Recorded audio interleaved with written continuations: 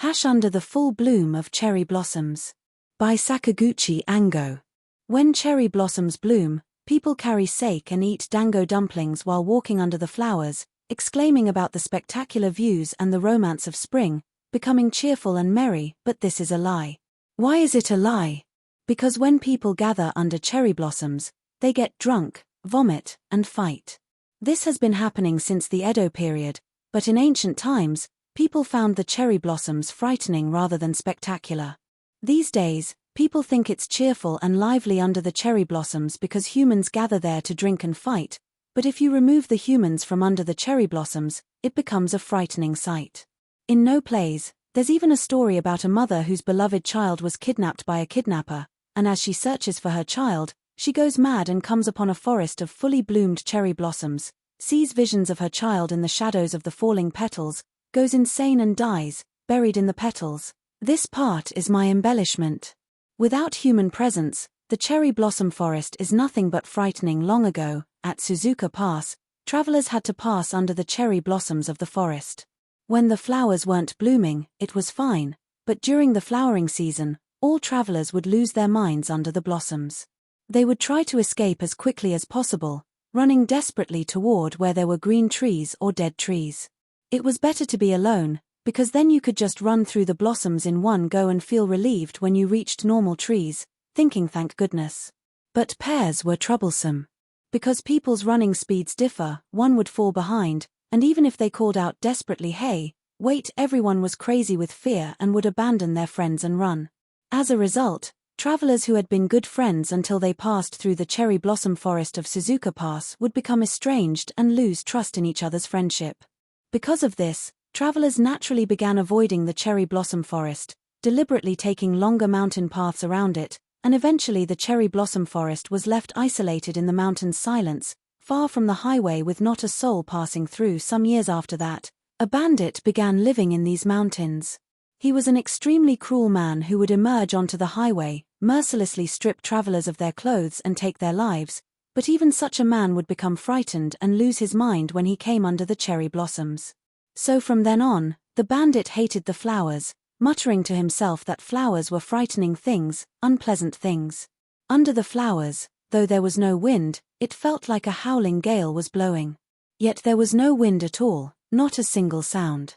Only his own presence and footsteps remained, wrapped in a still, cold, and motionless air. The petals would fall softly like his soul scattering, and it felt as if his life was gradually fading away.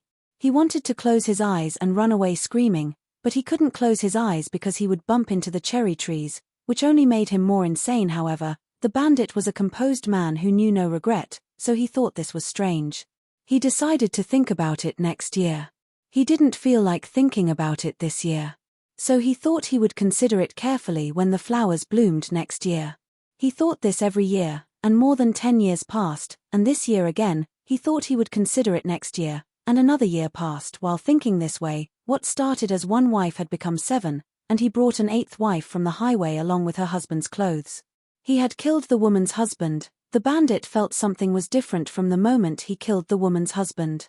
Something was different from usual.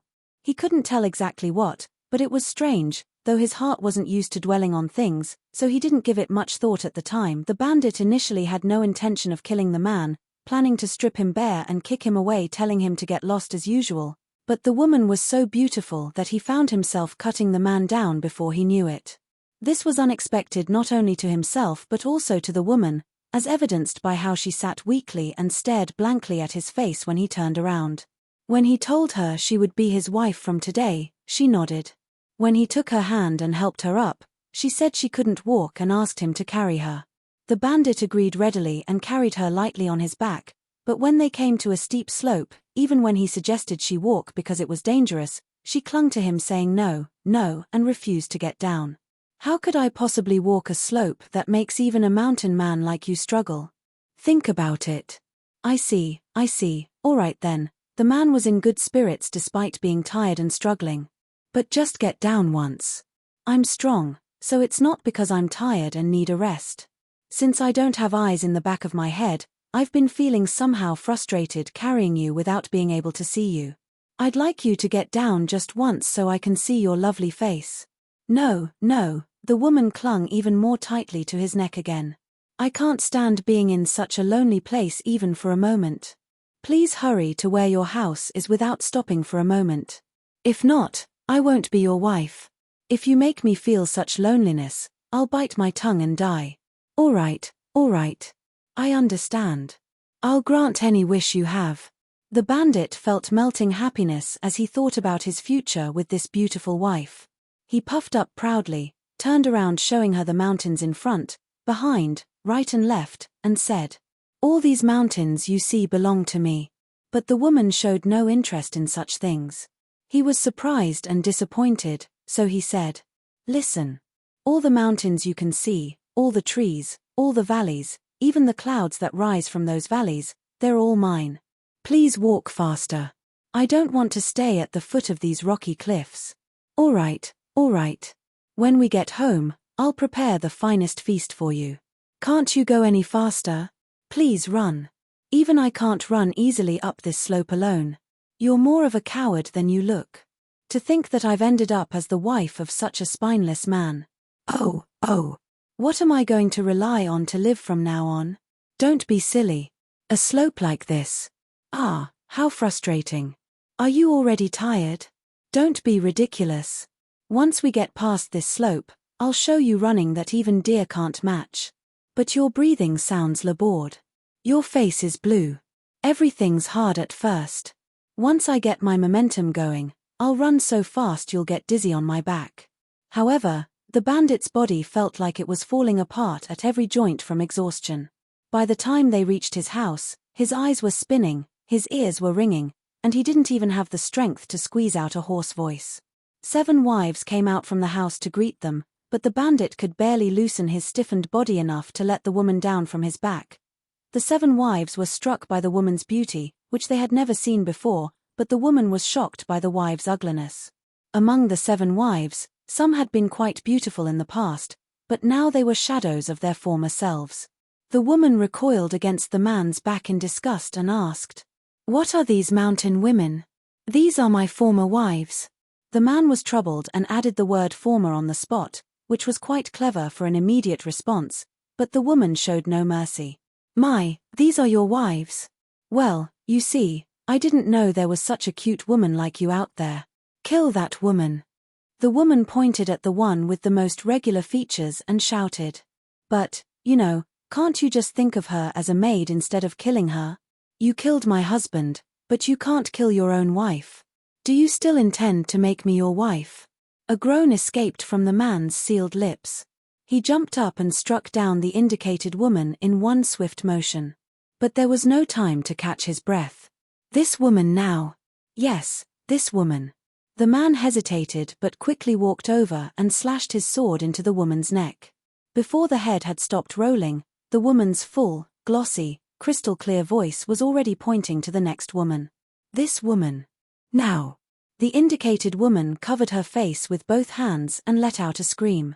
At that scream, the sword flashed through the air. The remaining women suddenly all stood up and scattered in all directions. "I won't forgive you if you let even one escape. There's one behind the bushes. One is running up there." The man ran wild through the mountain forest with his bloody sword raised. Only one woman who couldn't escape remained, her legs giving out. She was the ugliest, a lame woman, but when the man returned after cutting down all the escaped women and casually raised his sword, "It's fine. Just this woman. I'll use her as a maid. Might as well finish the job. You fool. I'm telling you not to kill her." "Ah, I see. Right." The man threw down his bloody sword and sat down heavily. Exhaustion flooded over him and his eyes grew dim, feeling the weight of his body like it had grown from the earth. Suddenly he became aware of the silence. A startling fear welled up, and when he turned around in alarm, the woman was standing there with a somewhat forlorn expression. He felt as if he had awakened from a nightmare. And naturally, his eyes and soul were drawn to the woman's beauty and became immobile. But the man was uneasy. What kind of unease, why he was uneasy, what was making him uneasy, he didn't know. Because his soul was so drawn to the woman's overwhelming beauty, he could barely notice the waves of unease in his chest. Something seems familiar, he thought. Something similar happened once before, he considered. Ah, yes, that's it. When he realized it, he was surprised. It was like being under the full bloom of cherry blossoms. It was similar to when he passed under them. Where, what, how it was similar, he didn't know. However, something was certainly similar. He usually only understood this much, and beyond that, it didn't bother him if he didn't understand. The long mountain winter had ended, and while patches of snow still remained in the shadows of trees at the mountain peaks and in the valleys, the season of flowers was approaching, and signs of spring shone across the sky. This year, when the cherry blossoms bloom, he thought. When approaching the flowers, it wasn't so bad at first. So he would deliberately walk under the flowers. As he walked, he would gradually go mad, with flowers above him everywhere he looked, front, back, right, and left, and as he approached the middle of the forest, the fear would become unbearably overwhelming. This year, he thought, I'll sit still right in the middle of that blooming forest. No, I'll deliberately sit on the ground. He suddenly thought about taking this woman with him, and when he glanced at her face, his heart raced and he hurriedly looked away. The feeling that his true feelings must not be known to the woman burned in his chest for some reason. The woman was extremely willful. No matter how carefully prepared the feast he made for her, she always found fault with it. He ran through the mountains hunting small birds and deer. He caught boars and bears too.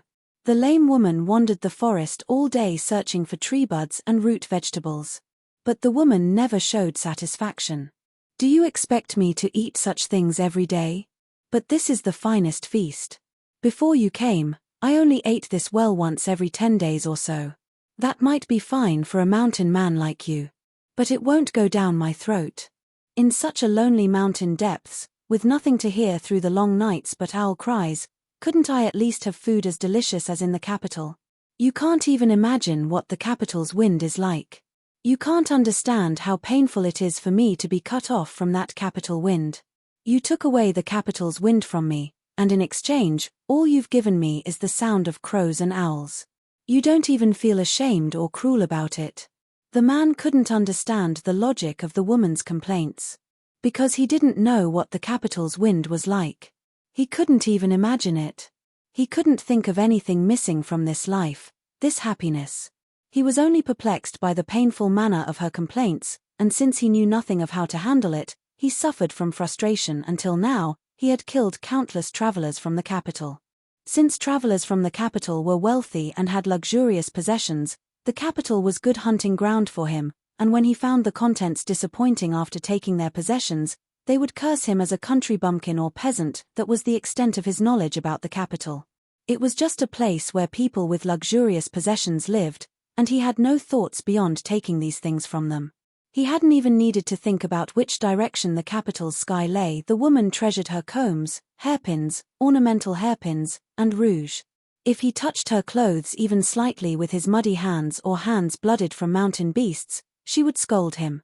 As if the clothes were the woman's life itself, and as if protecting them was his duty, she made him keep everything around her clean and ordered him to maintain the house. Those clothes weren't complete with just one kimono and a thin cord, they required several layers of clothes and many cords, and those cords were tied in strange ways and left hanging unnecessarily, with various ornaments added to complete a single appearance. The man's eyes widened, and he let out a gasp of admiration. He was convinced. Thus one form of beauty was created, and he was fulfilled by that beauty. There was no room for doubt.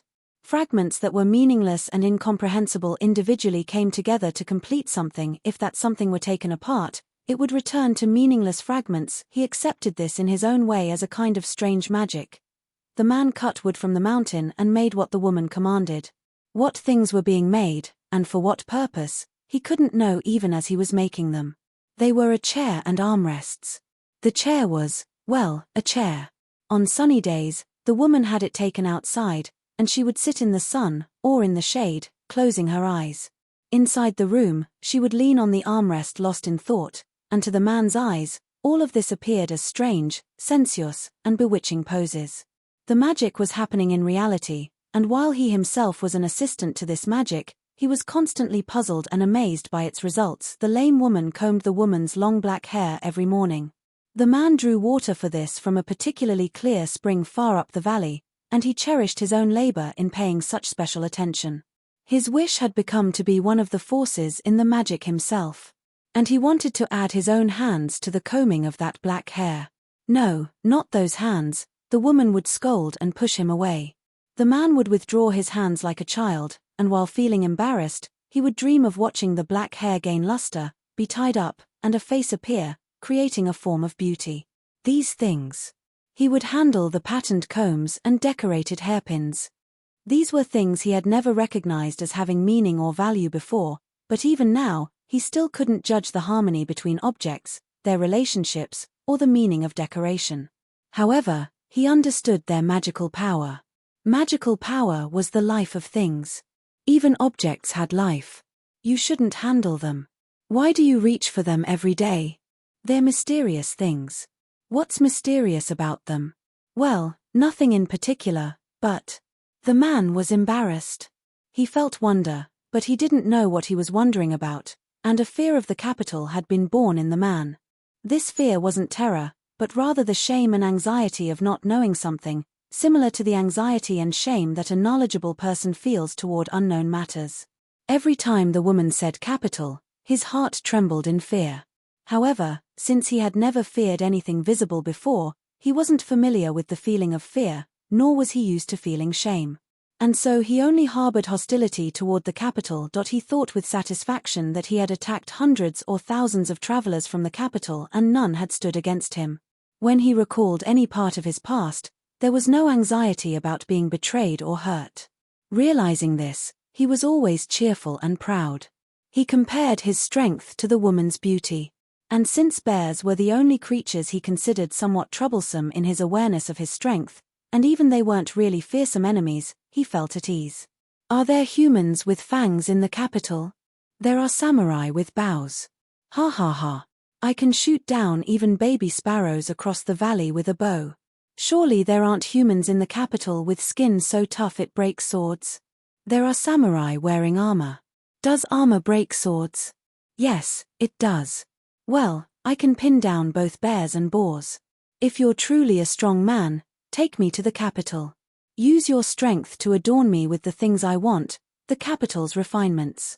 And if you can give me truly joyful experiences, then you're really a strong man. That's nothing.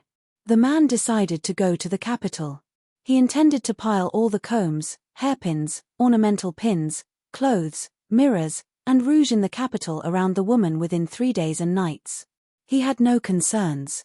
Only one thing worried him. Something completely unrelated to the capital. It was the cherry blossom forest. In 2 or 3 days, the forest would be in full bloom. This year, he had resolved. He would sit motionless in the middle of the cherry blossom forest at its peak bloom. Every day he secretly went to the cherry blossom forest to gauge the swelling of the buds. 3 more days, he told the woman who was hurrying to depart. Do you need time to prepare? The woman frowned. Don't tease me. The capital is calling me. But I have a promise. You? Who could you have promised anything to in these remote mountains? Well, there's no one, but, still, I have a promise. My, how rare this is. How can you have a promise when there's no one here? The man couldn't lie anymore. The cherry blossoms are going to bloom. Did you make a promise with the cherry blossoms? Because the cherry blossoms are blooming, I must leave after seeing them. Why must you? Because I have to go see under the cherry blossom forest. But why must you go see it? Because the blossoms are blooming. Because they're blooming, why? Because under the blossoms, there's a cold wind stretched taut. Under the blossoms? Because under the blossoms, there's no end. Under the blossoms? The man became confused and frustrated. Take me to see under the blossoms too. That's impossible. The man said firmly. It has to be alone. The woman gave a bitter smile. The man saw a bitter smile for the first time. He had never known such a malicious smile before. And he didn't judge it as malicious, but rather judged it as something that couldn't be cut even with a sword. The proof was that the bitter smile was etched into his head like a seal. It cut into his head like a sword blade every time he remembered it. And he couldn't cut it. The 3rd day came. He left secretly. The cherry blossom forest was in full bloom. As he took his first step in, He remembered the woman's bitter smile. It cut into his head with a sharpness he had never experienced before. Just that alone had him confused. The coldness under the blossoms rushed in from all directions without end. His body was immediately exposed to that wind and became transparent, the wind howling through from all directions, with only the wind stretched taut. Only his voice screamed. He ran. What emptiness! He cried, prayed, struggled, only trying to escape. And when he realized he had escaped from under the blossoms, he found the same feeling as coming back to himself from a dream. The difference from a dream was the physical exhaustion of being truly out of breath. The man and woman and the lame woman began living in the capital. Every night the man snuck into the mansions the woman commanded. He brought back clothes and jewels and ornaments, but these alone did not satisfy the woman's heart. What the woman wanted most was the heads of the people living in those houses. Their house had already collected heads from dozens of mansions. The heads were arranged along the room's 4 folding screens, some hanging, and though the man couldn't tell which was which among the many heads, the woman remembered each one, and even after the hair fell out and the flesh rotted and became bone, she remembered which family and who they were. When the man or the lame woman moved the heads' positions, she would anger, scolding about which family belongs here, which family's members there. The woman played with the heads every day. The heads would go for walks with their servants. One family's heads would visit another family's heads. Heads would fall in love. Female heads would reject male heads, and male heads would abandon female heads, making the female heads cry. A princess's head was deceived by a minister's head. On a moonless night, the minister's head pretended to be the head of the man the princess's head loved and snuck in to form a bond. After their union, the princess's head realized the truth. The princess's head couldn't hate the minister's head and cried at the sadness of her fate, becoming a nun. Then the minister's head went to the nunnery and violated the princess's head who had become a nun. The princess's head tried to die but succumbed to the minister's whispers and fled the nunnery to hide in Yamashina village, becoming the minister's head's mistress and letting her hair grow out. Both the princess's head and minister's head had lost their hair, their flesh had rotted, maggots crawled, and bones showed through. The two heads would drink together and play at love, their bone teeth clicking together, their rotting flesh sticking together wetly, their noses crushed and eyeballs fallen out. Every time their faces deformed as they stuck together with wet sounds, the woman would be overjoyed, laughing and chattering shrilly. Look, eat those cheeks. Ah, delicious. Let's eat the princess's throat too. Here, let's bite the eyeballs too. Let's slurp them up. Here, lick lick. Oh, isn't it delicious? I just can't stand it. Look, bite down hard. The woman would laugh with a clear ringing laugh. It was a clear, refreshing sound like thin porcelain chiming. There was also a monk's head. The woman hated the monk's head. It was always given villainous roles, hated, tormented to death, or executed by officials. The monk's head grew hair after becoming a head, then that hair fell out and the flesh rotted away, becoming a white skull. When it became a skull, the woman ordered them to bring another monk's head. The new monk's head still retained the fresh, youthful beauty of an acolyte. The woman rejoiced, putting it on a desk, making it drink sake, rubbing cheeks with it and licking and tickling it, but soon grew bored. I want a fatter, more hateful head. The woman commanded. The man, finding it troublesome, brought back 5 heads at once. There was an old decrepit monk's head, a face with thick eyebrows and cheeks like a frog clinging to it. There was a monk's head with pointed ears like a horse, and a monk's head with an extremely pious expression. But only one pleased the woman. It was the head of a large monk about 50 years old, ugly with drooping eye corners, sagging cheeks, and thick lips that seemed to hang open from their own weight. The woman would hold the corners of the drooping eyes with her fingertips and twist them around in circles, stick 2 sticks up the lion-like nostrils, stand it upside down and roll it, or embrace it and force her breasts between the thick lips to make it suckle, laughing uproariously. But she soon grew bored of this too. There was a beautiful maiden's head. It was a pure, quiet, noble head. It was childlike, yet because it was a dead face, it had a strangely adult melancholy, and behind the closed eyelids seemed to hide all manner of thoughts, joyful, sad, and precocious, all mixed together. The woman cherished this head like her own daughter or sister. She would comb its black hair and apply makeup to its face. She would fuss over it this way and that until a gentle face emerged, fragrant like scattered flower petals. For the maiden's head, a young noble's head was needed. The noble's head was also carefully made up, and the two young heads would engage in passionate love play. They would sulk, anger, hate, lie, deceive, show sad faces, but when both their passions ignited at once, each one's fire would scorch the other until both were burned and became dancing flames burning together. But soon interfering heads, bad samurai, lustful adults, evil monks, dirty heads, would get in the way, and the noble's head would be kicked and beaten and finally killed, and from right and left and front and back dirty heads would assault the maiden, with rotting flesh of dirty heads sticking to the maiden's head, bitten by fang-like teeth, nose tips broken off, hair pulled out. Then the woman would poke holes in the maiden's head with needles, cut it with a knife, gouge it, making it more unsightly than any other head before throwing it away. The man hated the capital. Once the novelty of the capital wore off, only uncomfortable feelings remained. Even he now walked around the capital wearing Swakan robes with bare shins like everyone else. He couldn't carry a sword during the day. He had to go shopping at the market, and had to pay money even to drink sake at taverns where living heads were. The market merchants tormented him. Even the country women who came to sell vegetables and their children tormented him.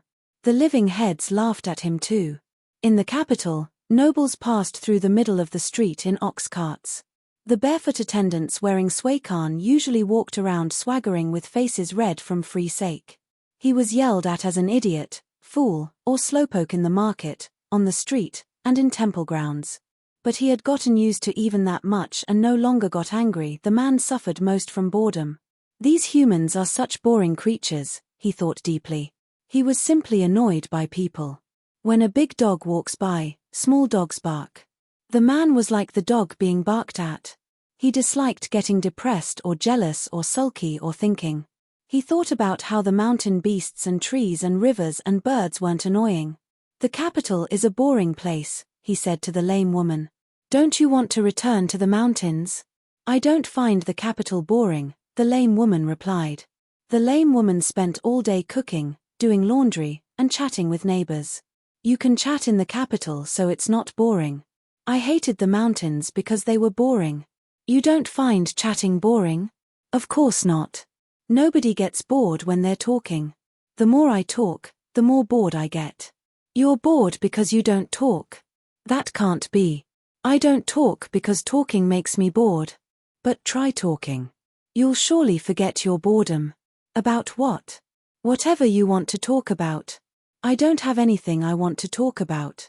The man yawned in irritation. There were mountains in the capital too. However, there were temples and hermitages on the mountaintops, and paradoxically, there was even more human traffic there. From the mountains, you could see the capital in one view. What an enormous number of houses. And what an ugly sight, he thought. During the day he almost forgot that he killed people every night. Because he had grown bored even of killing people. Nothing interested him. When you hit with a sword, heads just fell off. Heads were soft things. You couldn't even feel the response of bone. It was just like cutting radishes. The weight of the heads was far more surprising to him. He felt he could understand the woman's feelings. In the bell tower, a monk rang the bell in desperation. What a foolish thing to do, he thought. You never know what they'll do next. If I had to live face to face with these people, I'd probably choose to live with their heads too, he thought. However, he had grown bored of the woman's endless desires as well. The woman's desires were like a bird flying endlessly in a straight line through the sky. Flying continuously in a straight line without pause. That bird never tired. It always cut through the wind refreshingly, gliding pleasantly onward forever. But he was just an ordinary bird. He flew from branch to branch, at most crossing valleys, like an owl dozing on a branch. He was agile. His whole body moved well, walked well, his movements were lively. His heart, however, was like a heavy-bottomed bird. He never even thought of flying endlessly in a straight line. The man gazed at the capital's sky from the mountaintop. A bird flew straight across that sky. The sky changed from day to night, night to day, endless light and darkness repeating. With nothing at the end, just endless light and darkness forever. The man couldn't comprehend infinity in reality. The next day, the day after that, and the day after that, He thought about the endless repetition of light and dark. His head felt like it would split. This wasn't from the exhaustion of thinking, but from the pain of thinking. When he returned home, the woman was absorbed in her head play as usual. Seeing him, she had been waiting. Tonight bring me the head of a shirabi, dancer. A supremely beautiful shirabi, Sh's head. I want to make her dance. I'll sing Imari songs for her. The man tried to recall the endless light and darkness he had been gazing at from the mountaintop. This room should be that sky of endless repetition of light and darkness, but he could no longer recall it. And the woman was not a bird, but just the same beautiful woman as always. However, he answered, I don't want to. The woman was surprised. Then she laughed. Oh my. Have you caught a cowardly wind too? You're just a weakling after all. It's not that kind of cowardice. Then what is it? I'm tired of it because there's no end. My, how strange. Nothing has an end. We eat rice every day without end. We sleep every day without end. That's different. How is it different? The man was stuck for an answer. But he thought it was different. So he escaped outside to avoid being cornered by the painful logic.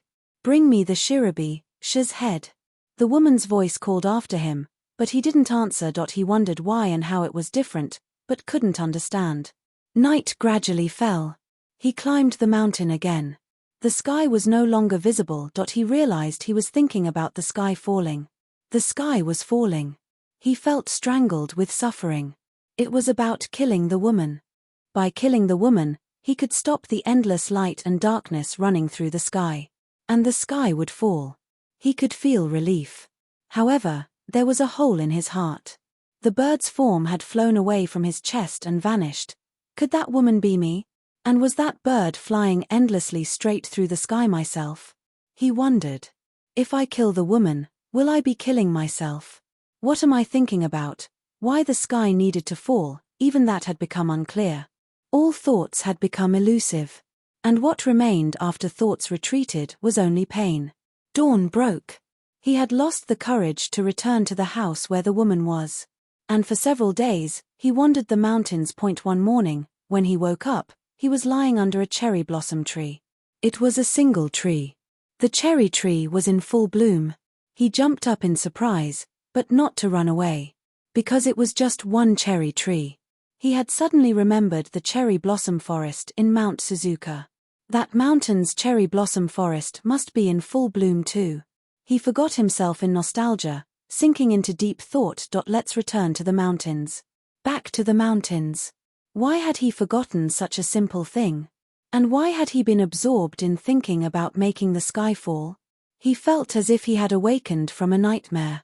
He felt saved.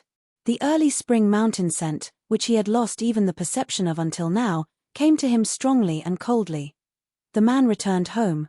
The woman welcomed him joyfully. Where did you go? I'm sorry for making unreasonable demands and causing you pain. But please understand how lonely I was while you were gone. The woman had never been this gentle before. The man's heart ached. His resolve almost melted away. But he steeled himself. I've decided to return to the mountains. Leaving me behind?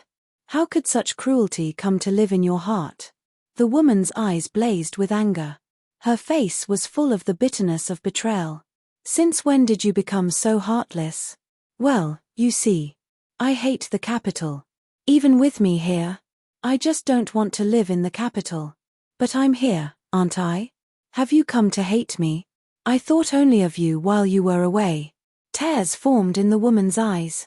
It was the first time tears had appeared in her eyes. There was no longer anger in her face. Only the pain of resenting his coldness overflowed. But you can only live in the capital, right? And I can only live in the mountains. I can't live without you. Don't you understand my feelings? But I can only live in the mountains. Then if you're returning to the mountains, I'll go with you. I can't live even a day apart from you. The woman's eyes were wet with tears. She pressed her face against his chest and shed hot tears. The heat of the tears soaked into the man's chest. Indeed, the woman could no longer live without the man. New heads were the woman's life. And since he was the only one who could bring her those heads, he was part of her. She couldn't let him go. The woman was confident that when his nostalgia was satisfied, she could bring him back to the capital. But can you live in the mountains? I can live anywhere as long as I'm with you. There aren't any heads you want in the mountains. If I have to choose between you and heads, I'll give up the heads. The man wondered if this was a dream. It was too good to believe. Even in dreams he couldn't have imagined such an unlooked-for thing. His chest was full of fresh hope. Its arrival was sudden and violent, and the painful thoughts of just moments ago were now distanced to an unreachable place. He forgot even about the woman who hadn't been so gentle until yesterday. There was only now and tomorrow. The two set out immediately. They decided to leave the lame woman behind. And as they departed, the woman secretly told the lame woman, "Wait here, we'll be back soon." Ayo! The familiar shapes of the old mountains appeared before their eyes. They seemed to answer if called. They decided to take the old road. That road was no longer used by anyone, its form had disappeared, becoming just forest, just mountain slopes. Taking that road would mean passing under the cherry blossom forest. "Carry me on your back. I can't walk such a pathless mountain slope." "Ah, gladly." The man lightly carried the woman on his back. The man remembered the day he first got the woman. That day too, he had carried her on his back up the mountain path on the other side of the pass. That day too he had been full of happiness, but today's happiness was even richer. "The first day we met, you carried me on your back too," the woman remembered and said.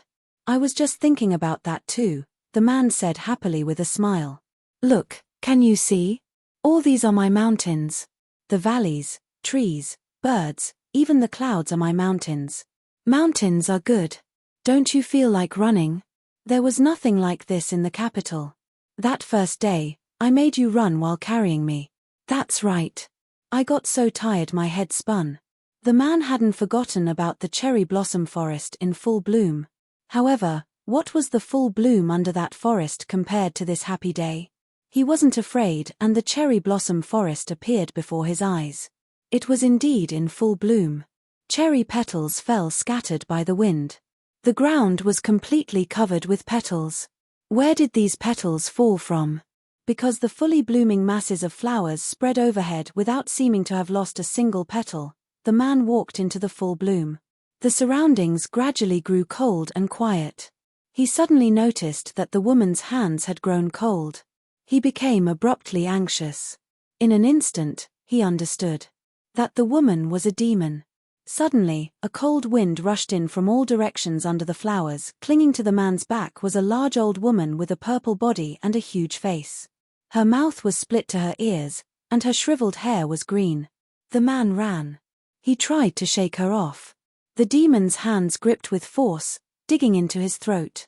His vision began to fade. He was desperate.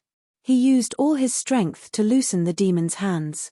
When he slipped his neck through the gap in those hands, she slid down his back and fell with a thud.